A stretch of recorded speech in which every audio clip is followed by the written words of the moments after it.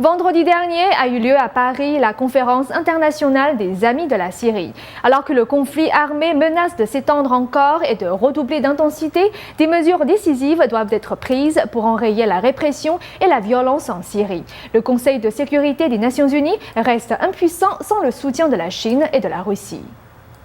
Vendredi dernier, lors de la conférence des Amis de Syrie qui s'est tenue à Paris, le président du Conseil national syrien, Abdelbasset Seda, a imploré l'aide des nations présentes. Chers amis, la Syrie souffre, la Syrie est une victime.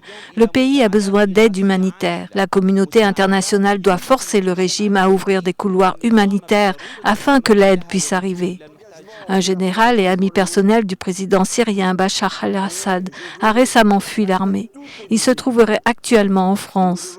Pour les participants de la conférence, cette nouvelle est un signe de l'écroulement du régime syrien. Pour le président français François Hollande, la chute de Bachar al-Assad est inévitable. Il a appelé les Nations Unies à agir. Que peut faire chaque nation et chaque groupe représenté ici? Je vous demande de contacter la Chine et la Russie et de leur demander de sortir de leur position isolée et de commencer à soutenir les aspirations légitimes du peuple syrien.